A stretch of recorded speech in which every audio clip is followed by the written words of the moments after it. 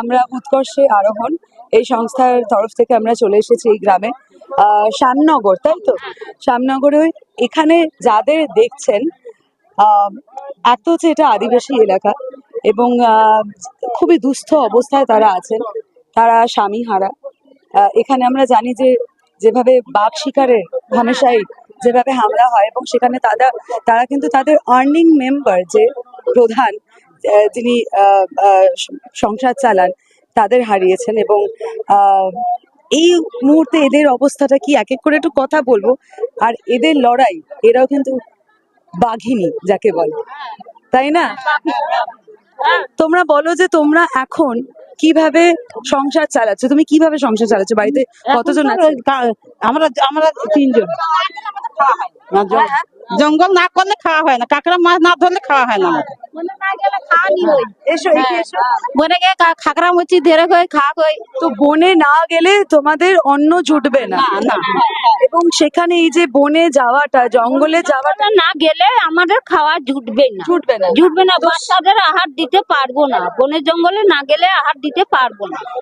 তো সেটাও তো একটা দুশ্চিন্তার কারণ, কারণ যেখানে কি করে বাচ্চাদের আহার জোগাবো জঙ্গলে না গেলে? আমার তো বাচ্চাদের কারো স্বামী আছে, কারো স্বামী নেই। হ্যাঁ, যার স্বামী আছে সে পঙ্গু হয়ে পড়ে আছে, জানো? কি যার স্বামী আছে সে পঙ্গু হয়ে পড়ে আছে। কিন্তু এবার আমাদের যতক্ষণ হাত পা চলতেছে ততক্ষণ ওই মাছ কাঁকড়া করতে যাচ্ছি, ধরে মেরে আনতেছি, মিন মেতা ধরতেছি, কাঠ আনতেছি, আবার এখন বিক্রি হচ্ছে। এইভাবে কেনা খাওয়া সংসার, তো সব তো কেনা খাওয়া। তো তোমরা আর কোনো সংস্থা থেকে কখনো এরকম সাহায্য পাও বা চাও কি? মানে কিভাবে তোমাদের অন্ন জুটবে? না, কি কোনো সাহায্য আমরা পাই না, কোনো সাহায্য না। এ তো বেকার ভাতা। সরকারের তরফ থেকে কোনো আবেদন তোমরা করেছো? পাই না, কিছু পাই না। রেশনের চালটাই খাই, ওইটাই খাই। আর তাছাড়া কিছু শুধু রেশনের চালটা? শুধু রেশনের চাল। স্কুলে আমরা এই মুহূর্তে দাঁড়িয়ে আছি, এই যে শ্যামনগর মা শারদা বিদ্যা মন্দির। তো তোমরা তোমাদের ছেলে মেয়েদের পড়াচ্ছ, এটা একটা তো দারুণ ব্যাপার। ঘাটলে টাকা পয়সা উপায় করে তার বাচ্চা কাচ্চাদের শেখাচ্ছি। আমরা মুখ্য হয়ে আছি, আমাদের বাচ্চা কাচ্চাকে মুখ্য নিয়ে এসে বাঘের মুখে থেকে কেড়ে নিয়ে এসে বাঘের মুখে থেকে কেড়ে নিয়ে এসে বাচ্চা কাচ্চার পড়াশোনাটা করাচ্ছি। কেননা কিভাবে কেড়ে আনছি, হ্যাঁ কিভাবে কেড়ে আনছি, তাহলে জঙ্গল আমাদের না করলে খাওয়া হবে না, তাহলে পড়াশোনা বাচ্চা কাচ্চাদের করতেই হবে। তোমরা কি বাচ্চাদের কি মানে এরপরে হাই স্কুল এখন তো পড়ছে ওরা, তোমরা কি আরো পড়াতে চাও, আরো বড় করতে চাও? একটু পড়াতে চাই আমরা। দিদি বাঘে ধরেছিল, এই মাথা কাটা সেলাই একটু আমি বলবো ওনার কথা, উনি বলছেন যে একটু বলুন আপনার গল্পটা কি বলছিলেন। বলো বলো। আমরা নদীতে গেছিলাম 7 দিনের চাল চালান নিয়ে। 3 দিনের মাথায় আমার বাঘে ধরেছিল। আমরা কাঁকড়া মাছ ধরতে গিয়েছিলাম, বাঘে ধরেছিল আমাদের অ্যাক্সিডেন্ট। আমি পিজিতে ছিলাম 1.5 মাস, পিজি থেকে। মানে বাঘে ধরেছে আপনাকে? আমাকে ধরেছিল। আপনি পিজিতে ছিলেন, প্রায় চিকিৎসা চলেছে, সেই চিকিৎসার টাকাটা মানে এই চিকিৎসা টাকাও কি কোনোভাবে সাহায্য পাওয়া চিকিৎসা যায়? করেছিল তখন কান্তিবাবু বনমন্ত্রী ছিল, ওনার হাতে আমি ভালো হয়েছি।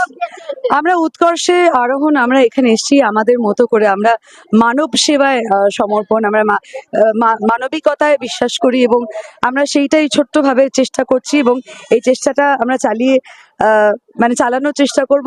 দুর্গাপুজো কি তোমরা কেউ দেখেছো? দুর্গাপুজো এখানে হয়?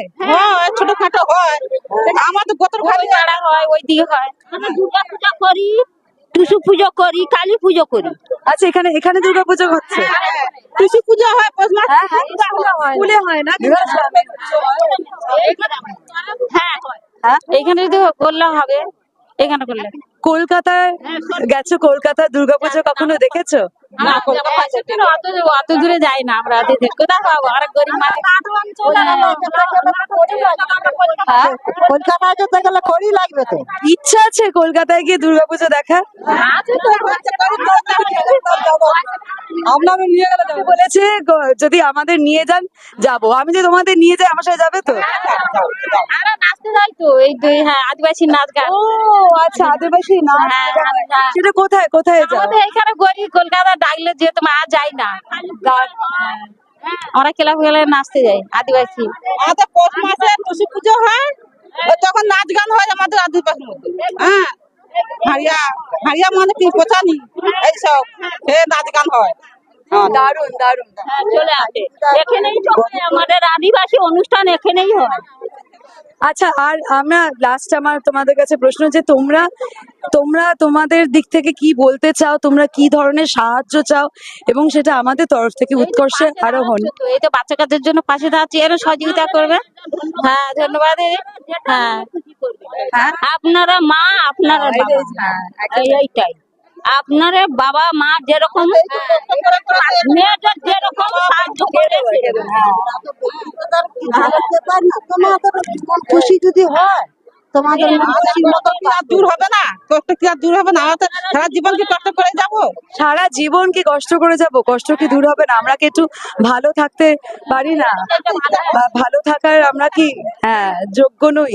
ঠিকই। এবং সব থেকে আরো ব্যাপার হচ্ছে যে সন্তানেরা যারা আছেন তারাও যাতে সেফ ভাবে, যাতে সুস্থ ভাবে, কারণ তারা যখন রোজগার করছেন, তারা যখন জঙ্গলে যাচ্ছেন, তখন একটা দুশ্চিন্তা থেকেই যায়। বা বাচ্চারা যখন, আমি জানি না, তো তোমাদেরও তাদের দুশ্চিন্তা থেকে যায় যে কাঁকড়া তো শিং নিয়ে কাঁকড়া ধরতে যেতে হবে, আনলে তবে না পেলে ভালো, তখন মন খারাপ কষ্ট হয় জানো। এবারে ঝড়েতে আমাদের কত এলওয়েস্টটা ঝড় জলে, আর বৃষ্টিতে তিরপল আমাদের 8টা মতন এলওয়েস্টার উড়ে চলে গেছে জানো? বাচ্চা কাচ্চা নিয়ে খুব কষ্ট আছে। এখন এটা তিরপল দেয় বাচ্চা কাচ্চা নিয়ে এক পয়লা জল এলে বসে থাকতো, এটা তিরপল কাগজ পাই না। আমাদের এমন এখনো পড়ে আছে। মাটির ঘর, আমাদের পাকা ঘর নেই, মাটির ঘর।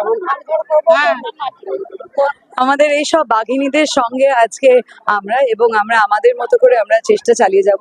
আমরা এটাই বলতে পারি যে আরো যদি মানুষ, আরো যদি সংস্থা, সহৃদয়ের মানুষ যদি এগিয়ে আসেন এবং তাদের মতো করে, অনেকেই ভাবে যে আমি একা সাহায্য করে কি করব, কিন্তু না, ওই একজন একজন একজন করে যদি এগিয়ে আসে, তাহলে কিন্তু অনেকে মিলে আমরা এদেরকে একটু সাহায্য করতে পারবো।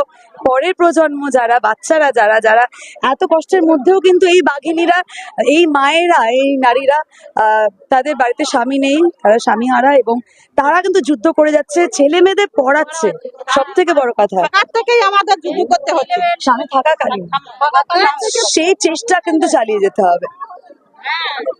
আর এবার স্বামীরা পঙ্গু হয়ে আছে, এবার কি করতে হবে? নিজেরা খেয়ে সব উন্মাত হয়ে আছে, কি করবো? বাবা এটা মারা গেছে, তাহলে ভালো দিন আসবে, এবং সেটাই আমরা বিশ্বাস করি, মানবিকতায় বিশ্বাস করি, মানুষ মানুষ সেবায় সমর্পণ, উৎকর্ষে আরোহণ।